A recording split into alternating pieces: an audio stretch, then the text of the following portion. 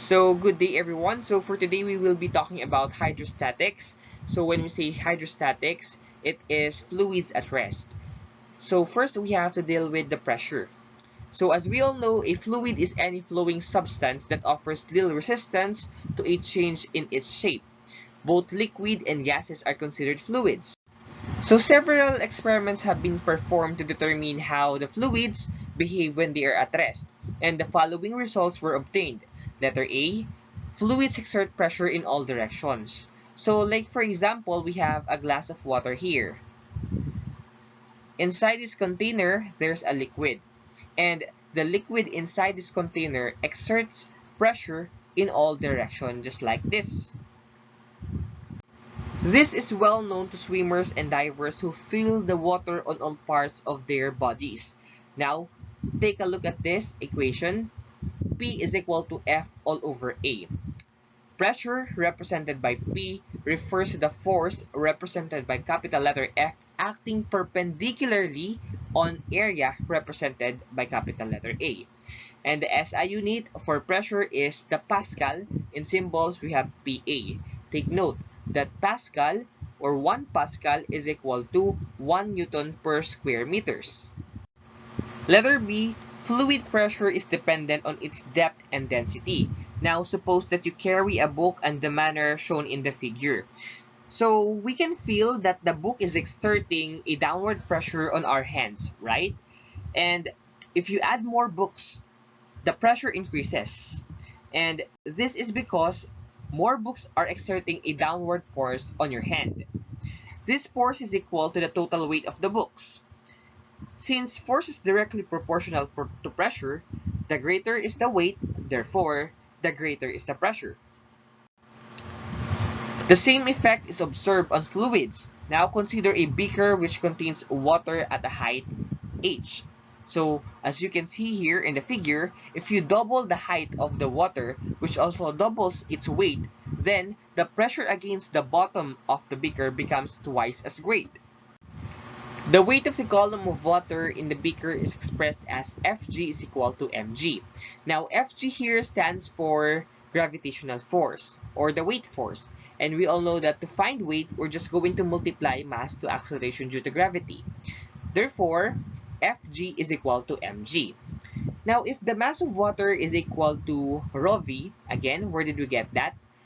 If we can still remember, we represent density as rho in symbol. So, rho is equal to mass all over volume. Therefore, if we're going to look for the value of mass, we're just going to multiply rho and v, or the density and the volume. Mass of water is equal to rho v, and the volume v is equal to the area of the base A of the beaker multiplied to the height of the water h. The equation becomes Fg is equal to rho AHg, where AH stands for the volume. Now, it can be stated that the pressure is now directly proportional to the height and density of the fluid. If Fg is equal to rho AHg and P is equal to F all over A, therefore we have P is equal to rho AHg all over A. Cancelling A, we will get P is equal to rho Hg. Now, in case of atmospheric pressure, the density gradually decreases with increasing altitude. Meaning to say, as we go up high, we will feel less pressure. The density of the atmosphere is maximum at sea level and almost at minimum at the top of the mountains. Now, I just want to ask you this question. Is pressure exerted at the bottom of the containers in the figure the same? So we can see here 4 different containers. And each container have the same level of liquid in it. Well, think about it. Is the pressure exerted at the bottom of the containers in each container the same? Well, remember our formula. We have P is equal to rho Hg. Therefore, the pressure at the bottom is independent of the shape of the container, provided that the heights of the liquid are exactly the same. Meaning to say, no matter what shape the container is, for as long as the liquid inside or the height of the liquid inside each container are the same, pressure is equal. One great example and application of pressure is this. The principles of pressure as applied to water are great of importance to human settlements. Many subdivisions depend on pressure in operating their water systems. They utilize high and large reservoirs from which the water will flow through pieces downward, then horizontally, and then upward towards the consumers. The elevation of the water tank must be above the higher water outlet to ensure flow. For example, we are asked to calculate the pressure of water at the bottom of a swimming pool, which is 1.8 meters deep. We are given that the height of the liquid inside the pool is equal to 1.8 meters. And we are just going to find the pressure. So, to solve for the pressure, we know that the density of water is 1 gram per cubic centimeters. So, to solve for that, we have to use the formula P is equal to rho GH. Again, rho stands for the density, G stands for the acceleration due to gravity, and H stands for the height. So, we have 1 gram per cubic centimeters, and we're going to convert that into kilogram per cubic meters.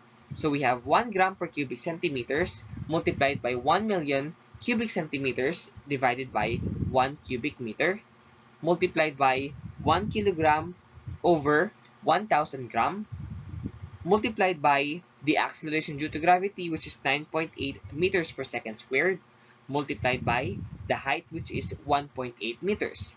And that will give us the final answer amounting to 17,640 newtons per square meters or Pascal.